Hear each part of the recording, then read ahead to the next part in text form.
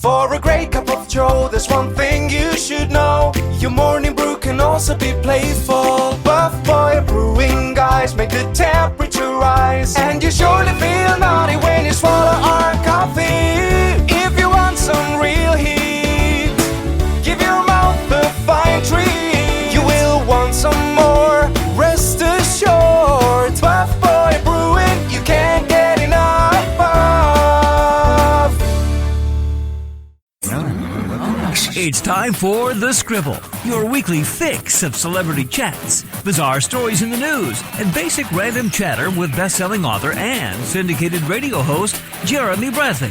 Make sure your seat is in the upright and locked position and your barf bag is securely in place. Here's Jeremy Bradley. Thank you very much, Larson. Jeremy Bradley here. This is The Scribble. Thank you so much for tuning in on your favorite podcast app. And wow, what is happening in the United States of America, everybody? It seems like, oh hell, we'll get into it right after this. Isn't it crazy that you wait for payday, but before you know it, you're strapped for cash again? It's time to stop blowing your money and become a smart spender with the book, The Official Guide to Being an American Cheapskate at cheapskatebook.com. Learn simple ways to cut costs at home every day and during special times of the year. Don't go broke at Christmas. Don't remortgage the house for a fancy vacation. The book is filled with tips to save you money throughout the year. Check out the best-selling book, The Official Guide to Being an American Cheapskate at cheapskatebook.com or on Amazon and iTunes. Jeremy Bradley here on The Scribble, and I'm not sure.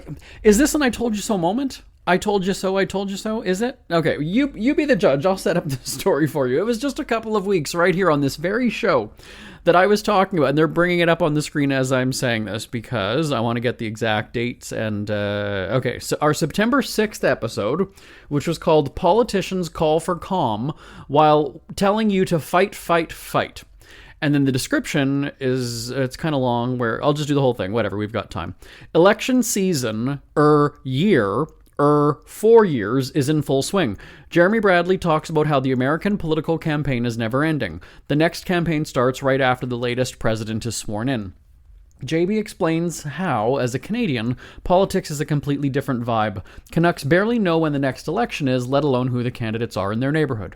Americans are hating their neighbors and getting into family fights and excommunicating those who disagree with them. JB notes that while American politicians call for calm in the wake of the Trump assassination attempt, now, again, let me just stop here. Remember, this was September 6th, so there was only the one assassination attempt at the time, okay? So, call for calm in the wake of the Trump assassination attempt, candidates are still encouraging voters to fight, fight, fight. As JB asks, how is that ever a nonviolent word in this context? So, on The View on Monday, so this would have been their first show since the Sunday attack or attempt. The View chimed in on this very point, which is saying, you know, it's fight, fight, fight. And I'm sitting here thinking, wait, first of all, it's always The View who's telling you to fight, fight, fight, but maybe it's different because it's politicians. I don't know. And so that was something that I said, as in that description, how was that ever a non-violent word in this context? I mean, yes, you can say, fight for your rights. Okay, that's one thing, right? Fine. But when it's repeated, fight, fight, fight, that's a chant that you would do. Do you remember and I'm talking to people that are in their, 30s, 40s, and 50s. Do you remember in elementary school, if there were going to be, two kids on the playground or whatever it was, somebody would start to yell, right? Fight, fight, fight, as either a way to get everybody's attention, to come and watch, or whatever it is. I always found it weird. I've never been in a fight in my life, so I kind of always found that strange. And you don't really see both adults was my word. Every Monday on TMZ, there's undoubtedly a video from a sporting event, usually football, but I've seen it with baseball or whatever too. And hockey, and UFC even, which there, even ironically, you're kind of like, well, when is it okay to beat the shit out of somebody? Because we're paying to watch people beat the shit out of each other, but it's apparently wrong in the audience 20 feet away. And so I wrote that in my newspaper column years ago, where I was like, I don't understand this whole violent society thing. I've seen clips of UFC, but that's not something that I would... I don't know. I mean, that's not in. If I'm sitting down with my husband and going, so what are we doing Saturday night? Neither of us is saying, oh, there's a fight tonight. Even if it's just even if it's just boxing, like it's not entertaining for me to watch somebody get socked in the face. That's just not. And people will often say, well, UFC, it's these guys, they're wearing the tight shorts and they're rolling around and they're punching each other in the face. There's nothing sexy about that. I'm sorry. You have to remember too that I own a company that I own a swimwear and underwear company, so I'm around half naked men and naked men because they do naked pictures. I'm around that all the time, so I don't need to have this like homoerotic kind of cage match. That's not whatever. I'm not. That's not my thing.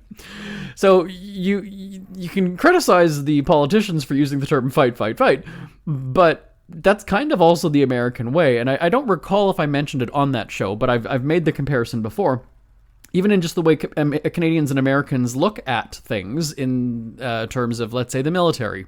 Canadian military serves overseas. You serve your country. Americans, your military, you fight for your country. You're fighting overseas. And so there's just a different mindset. There's just a different way of looking at things between Canadians and Americans. Now, are there violent Canadians? Of course there are. There's violent everyone's everywhere. Right? There's violent British. There's violent Australians. There's violent Madagascarians. There's violent Italians. There's violent Japanese. There's violent Koreans. There's violent Swedes. There's, the violence is everywhere. I'm not saying that it's solely Americans, but I'm saying the American mentality, the American mindset right here just with politics is fight, fight, fight. So you can go and blame they're always using the word rhetoric or whatever. Bottom line is, the overall message is fight. And when you're repeating it 3 times like that, it very much has an aggressive or violent tone, which is something that I expressed, again, not even 3 weeks ago on the 3 weeks ago, I guess, on the podcast. And I'm not taking credit for making this groundbreaking observation. That's not what I'm saying at all. It's just funny that a show like The View, and I'm not saying that I'm a fan of it, and I'm not a critic of it. The show discusses politics, and that's kind of what it's become known for. And you have even the hosts of the show, Joy Behar, she was on the radio with me a bunch of times. You even have her saying, "Oh yeah, we used to have a lot of fun on the show back then, and now it's got so serious."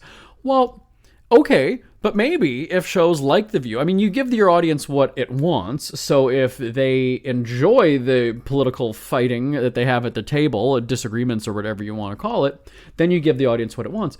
But there was nothing wrong with The View back in the day when it was silly and goofy and you had Meredith Vieira and Star Jones and, everybody having a good time and some laughs and they would do different silly costumes or whatever. And now I guess maybe it's because it's an elderly cast or whatever it is and you don't want to have an 80-year-old woman who can't sit down on a chair. Remember when Joy wiped out and fell?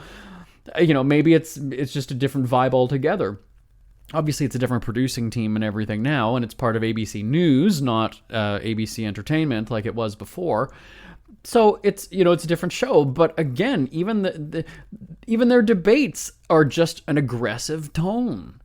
So going back to what I was saying, just on that last episode, and then kind of recapping today, is that Canadians, and I've had several discussions with my Canadian colleagues and friends and family members that. Even we're sitting here going, when's the next Canadian federal election? I don't know. We just know that it's eventually coming around the corner. It was it Stephen Colbert or Jon Stewart? One of the I can't think of which show it was, but Bill Maher, I think it was. It was Bill Maher, that's right, on Real Time, thank you, for saying that he gave the comparison of other countries, and the American political cycle, the election cycle, is years and years and years, as I said in that description. And with Canada, we know maybe... Again, we know that it's coming, but the debates and things only happen a couple of weeks leading up to it. I would say that the election campaign is no longer than 60 days. And Canadians aren't necessarily... you might have your local... And again, Canadian politics, this is why I'm struggling. Let me explain how Canadian politics works for people. I was going to say you're voting locally, but it's weird because we don't vote for the actual prime minister in Canada. We vote for the local candidate in our area, and then if the party that person belongs to gets the most votes in whatever, area, city, province, then the leader of that party becomes the prime minister. So we don't vote for Justin Trudeau. We don't vote for the top job or top role in the country. It's different than American politics. So we know who our elected official is locally because their signs are on lawns all over the neighborhood. But we have this weird predicament because if I don't like Justin Trudeau, he's part of the Liberal Party of Canada, that if I don't like him, but I like my Liberal candidate in my neighborhood, well, does she get my vote because I like her, realizing that I'm also rewarding Trudeau with a vote in a roundabout way, right? Because if she wins her election in my neighborhood, that goes towards the leader of the party, Trudeau in this case. So if I don't like him, do I still vote for her? Or do I want to stick it to Trudeau and not vote for her, right? Because then he won't get that trickle up, I guess. Does something trickle up? Trickles down, but I don't know about trickle up. So Canadian politics is a little bit different. And we Canadians are not that invested in it. Like, I don't know. I'm trying to think if I'm in my head. I was talking about lawn signs just now. Like, I know that my parents don't, my brothers don't. I don't think that I've ever seen any of my cousins or my aunts and uncles have political lawn signs on their property. No, I honestly haven't. And then when we have family get-togethers, Thanksgiving, Christmas, whatever, there's no discussion about politics. It's very different. Not to say that we're not engaged, though we aren't. We really aren't as Canadians as a whole. Yes, there are going to be your people who protest, like when we had the Corona shutdowns and there was that trucker convoy. You had a lot of people against Justin Trudeau because that was seen as, taking away your freedom. In Canada, there were all around the world, there were unprecedented measures taken, right, when there was the pandemic and things were getting out of hand. Like in Canada, the government can't prevent you from going from one province or territory to another. However, in this situation, they implemented it that, no, if you're from Manitoba or you're in Manitoba, which is where I have a house, I was not allowed to go to the east to Ontario because they had, by road anyway, I could fly, but I could not drive across. So, and that's a whole other thing where you had these weird loopholes where it's like, wait a second, I can drive across the border to the United States and not have to be Corona tested or whatever and show paperwork, but flying I had to be. That's a whole other thing. Remember, I got over a $6,000 ticket for that at the airport, but well, that's not why I hate Justin Trudeau. No, and you have to remember too that our company, we're in the news business, so I can give opinion, I can give commentary, but I don't take political stands. I don't say Trudeau is not the right person. I don't say that Trump is not the right person. That's up to you. And even when I was on syndicated radio when the pandemic was happening and radio stations were kind of always encouraging me to remind people to get the vaccine, that's not my place. It never was my place. That's up for, it's kind of like the Taylor Swift thing where she says about voting. She's done her research, you do yours. That's always been my stance. I don't tell people what to do, even when friends or whoever come to me for advice. I never say you should do this. That's the word that I absolutely hate. When somebody tells me that I should do something, I shut down right away and I automatically don't do it. So I never got on my soapbox, even though I had a platform of 300,000 listeners on the radio. That was never my thing. Challenge me. Have my team, or even, I don't think our shows are online, but or even on this podcast. That was not up to me to tell you to get the vaccine. That's just not my. I know people who did. Bonnie Winters, our executive producer, was totally against it. Did not get it. That's her. Whatever. I didn't. I didn't spend less time with her, or I didn't, look at her any different.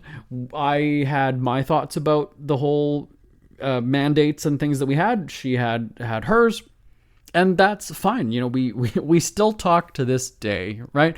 And when it comes to politics, I mean, she absolutely hates Justin Trudeau. She has no problem telling me that. I don't really take a side either way. I can understand why people don't. He did things that I don't like. Sometimes decisions are made for political reasons. Sometimes they're made for the interest of the public. We all have our opinions, right? Is mine right and yours is wrong because whatever? I mean, we could go in circles and never come to that conclusion, because you will always feel that you're right and you will always press for your opinion and your thought, and I would do the same. And that's just, I guess, the world that we're in. So when it comes to the American political discourse, and, you know, we're finally now hearing Americans say that we need to tone it down. And of course, we heard that after the first assassination attempt. I guess it was 2 months ago or 2.5. Yeah, not quite 3 months ago. All right, sure. And, you know, you kind of hear that after the first one, that we've all got to tone it down. We've all got to simmer down. And it's the same thing with the school shootings, right? Something has to change. We know sweet fuck all is going to change, right? Don't even. Nothing's going to change. It's not. Am I saying that it's hopeless? Am I saying that the gun laws or whatever? That's for Americans to figure out. Like I said, if that's the culture and that's the society and that's the mentality of fight, I don't see guns going anywhere. I don't know. I mean, I'm well within my right as a Canadian to, buy marijuana or grow marijuana or whatever it is. Do I do it just because I can? No. Is the American mentality or philosophy that I'm going to have guns because I can? Maybe for a lot of people it is. Maybe. I don't know. We know the answer to that, but I'm just going to put it out there that we don't know. So, whatever. I'm trying to think.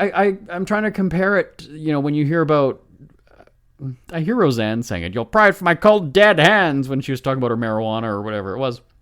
I don't know that there's anything in my life that I would say, you know, you can't take it away from me.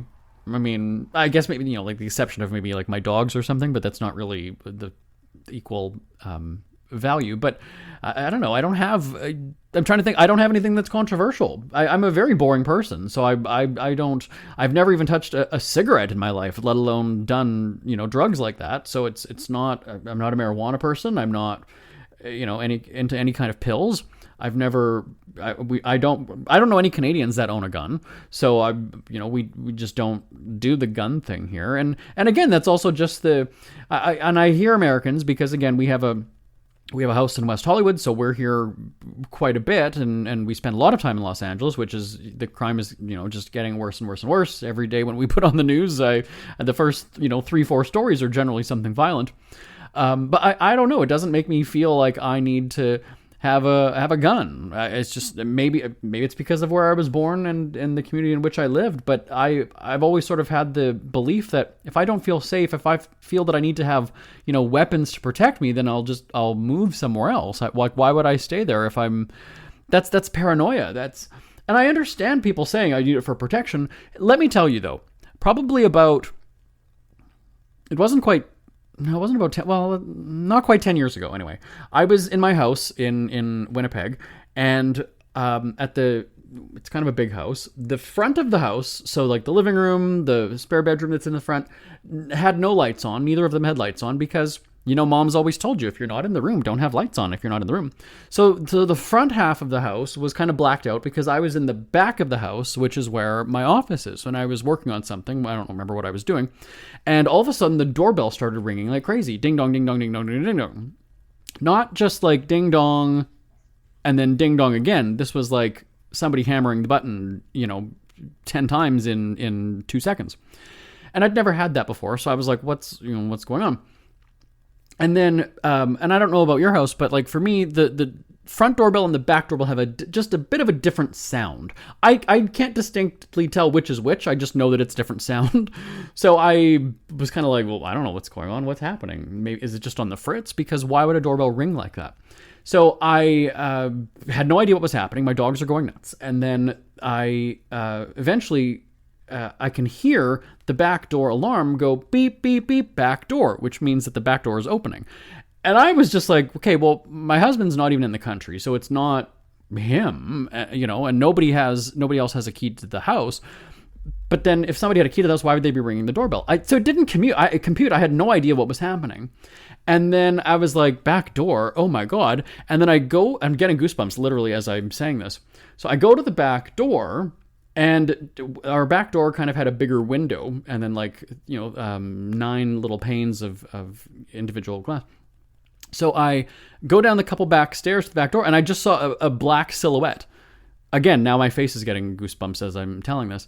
And I just saw a shadow, just like a silhouette of a shadow, and then they left. So quickly I dropped to the floor, which was a really weird, I don't know why, just thinking maybe they didn't see me or whatever. I'm truly getting goosebumps all over my legs right now as I'm telling the story again, reliving it now, like I said, almost 10 years later. And it was in that moment that I was like, oh shit, whoever that was, or people, one person, two people, I don't know, were trying to break into my house.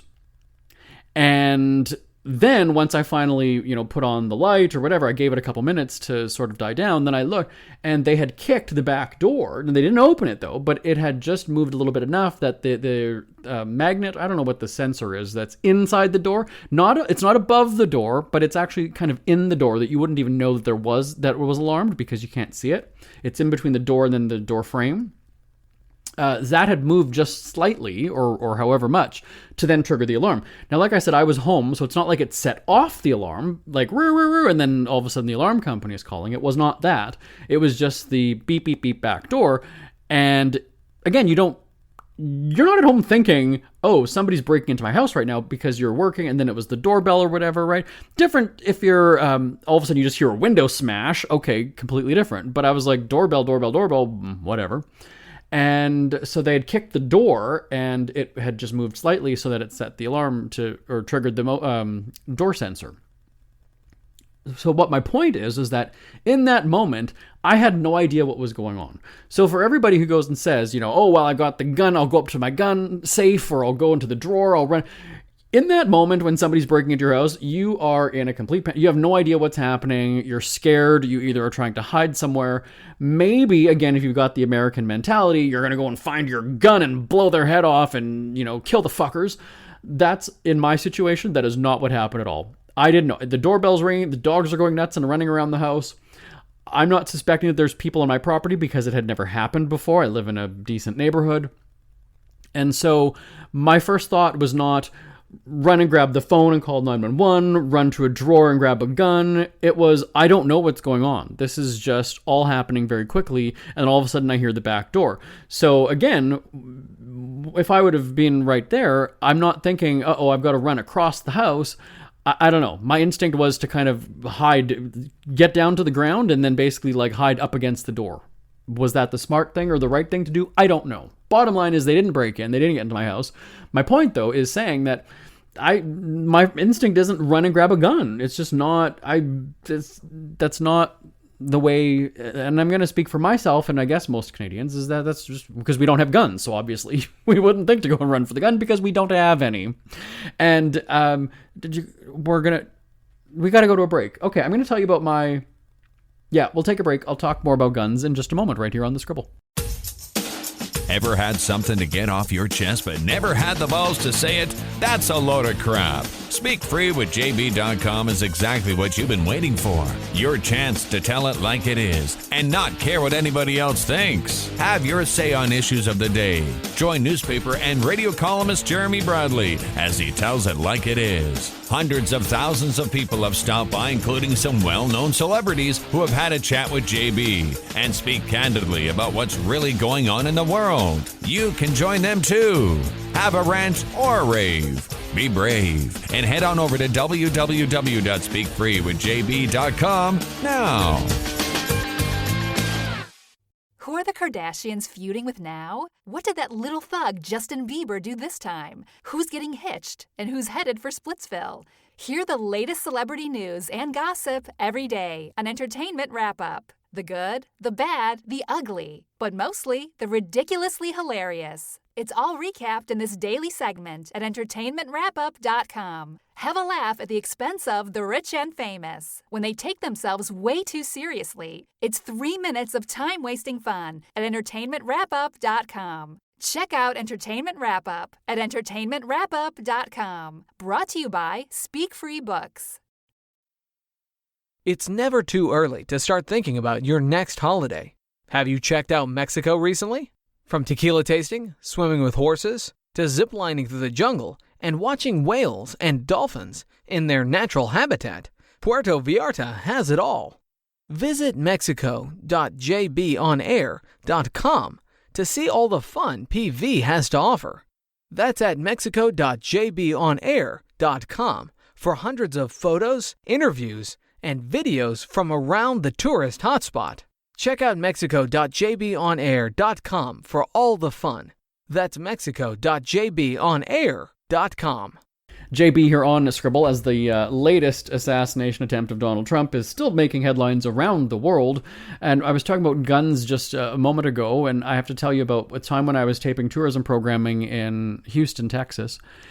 And again, I've told this story on the show before, but here we are again talking about guns, right? We have this discussion after there's a school shooting, after there's a... It's not even necessarily school anymore. It's a church shooting, it's a grocery store shooting, it's a wherever, fill in the blank shooting. So when I was in Houston and we were doing travel tourism programming, we were there for about 3 or 4 days on the ground. And about halfway through the trip, and when these tourism boards were coordinating the trips for us, for our radio shows, sometimes the tourism person would be with us all day. Sometimes we would just meet up with them at dinner, or they would meet me at the airport, or they would, but for the most part, they were a chaperone. They were with us almost the entire time. And so in Houston, that wasn't necessarily the case. And one of the we featured 2 hotels. One of them, the marketing person wanted me to go for dinner to their restaurant and just kind of chat and meet me, and it was sort of a nice shoot the breeze, and they want some good PR, right? So I had a whole day of events. This was like my second or my third day there already. And whenever I would have a conversation with Americans, we would talk about the whole, Canada versus US thing in terms of healthcare, guns, politics. And because we're in Texas, all of a sudden the PR woman just said, we're sitting in the lounge of this restaurant, very, very fancy resort that I was staying at, by the way. And she just says, we get to the subject of guns, and she says, I'd say probably about half the people in this room right now have a gun on them. And from that point on, as soon as she said that, I was uncomfortable. I was uneasy. I'm looking around. I'm thinking, somebody's going to have too much to drink, and it's going to turn into a shootout. It's going to be the OK Corral. And the rest of my time that I was in Texas, so whatever it was, a day and a half or 2 days left of the visit, I just was looking at everybody, and I'm looking at their, is he wearing a jacket? Do I see kind of an indent in his pocket? Does he have something on his hip there when his jacket moves a little bit? Does she have one in her purse? I couldn't stop thinking about it. Once it was pointed out to me, that it never left my mind. But I was not scared up until that point. I was not. And we had even done, if I'm not mistaken, I'm trying to think the timing of it. I believe I had gone and done a dress-up segment with actual cowboys. We went to this clothing store and we taped a segment. I believe the dinner might have been actually that night. And here I am. I didn't see a gun on them, but again, that's just how naive I was. Maybe they had guns in this store. I don't know. I didn't. That's not my first thought as a Canadian. I didn't. But as soon as she said that, I was just kind of like, wow. And then you have the thought, and it goes back to what I was just saying about if you feel unsafe or that you need a gun, like, where are you living then? Where are you living? I'm not, we have the debate of, take that gun, or you're out of my cold dead hand, whatever it is. If nobody has them and they're not around, then I don't feel the need to have one myself if nobody else has them. Keep them in your home or whatever it is. And if it's for protection, whatever. But I don't want to be able to, when I walk, and I've had this discussion, as I said, with many Canadians, and I will ask people in different cities across the country. I've asked my friends in Vancouver, in Calgary, and in Winnipeg, where I'm from. Have you ever gone to the mall and felt like there could be a shooting here today? I don't know that I've ever heard yes, ever. When I ask, we've got a whole bunch of teachers in our family. When I ask the teachers in my family, the students in my family, my nephews are in high school now, do you ever think that you're going to get shot in school? Like, do you ever think that it could happen, or that it's something that's on your mind when you're in class? The answer is always no. And again, it's not that we're not allowed to have guns in Canada. We are. I don't know the rules. Like, I know that you need to have a license or whatever it is. Is it a license or permit? I don't even know the name of it, but you need to have some kind of registration or paperwork anyway to own a gun, and that's fine. Nobody, disputes that. I know that there's a lot, Canada, the terrain or the regions of Canada are very different than the United States, especially going up north, where you have a lot of wildlife, you have a lot of brush, you might need a gun to protect yourself from animals. So I get that. I totally get it. But in the big cities, Toronto, Calgary, Montreal, Vancouver, I know people in all those cities. I don't know anybody that owns a gun just because it's not... Yes, there's crime. Yes, there's crime in Winnipeg, my hometown. Winnipeg is a very, very dangerous city. But I don't know of anybody in Winnipeg who is saying, you know what, I need a gun for protection. I know a lot of people in Winnipeg. A lot. Like I said, I lived there for 30-some years. I'm back there all the time because we have a house. But I don't know... I've had, my brothers have had, their, bike or barbecue or whatever from their yard stolen. I've had, my parents have had their van broken into and, windows smashed, whatever it is. I've had, I'm trying to think of I don't know, there's just been a shit ton of crime. I think almost all of us has been affected by crime. And I don't know that anybody has gone and said, time to go get a gun. I mean, maybe they're doing it on the down low because they don't want to be judged for it, perhaps. I mean, that's very likely a possibility. But yeah, it's just... So when you have the Canadian election coming around and the debates and the campaigns, whatever, I don't hear that in Canada. And we haven't had a big election in a while, so maybe I'll listen for that on the next one. But I don't think I've heard Canadian politicians say and chant fight, fight, fight. It's not that aggressive like that. They disagree. They mudsling, oh my God, to no end. But it's just different. Maybe it's getting aggressive now because it mirrors, what's happening in the United States. So maybe we'll see a different tone. But at the same time, maybe Canadians will go and say, okay, we don't want it to get like that in the States, or like it is in the States. You never know, right? I mean, it's just a different world. But, I don't... It's not me being critical of I'm Canadian, we're better, we're not. I'm just saying these are observations, and they're very true observations. Just because, like I said, I spend a lot of time here in the States. I'm not bashing the country. I mean, I practically live here now with my husband, so it's not. I'm not saying that it's a shithole country. We have a very nice place in West Hollywood. We have a good time, and the people are very friendly. But both countries have their issues. One is significantly more violent, and that's even just statistically proven. So, so that's what I'm saying is that I lived in Canada for 30-some years, and I spend a hell of a lot of time in the United States, and I can see it from both sides and go and say one is much more of a violent society, the other is not. Those are facts. When you look at statistics, that's just the way it is. My name is Jeremy Bradley. We're out of time. This is The Scribble. Thank you so much for tuning in. I will talk to you same time, same place next week. Bye-bye for now. Want more Scribble? Check out thescribbleshow.com for past shows, celebrity interviews, cheapskate tips, and more. That's at thescribbleshow.com and on Twitter at The Scribble Show. The Scribble is a speak-free media presentation. If you want some real heat,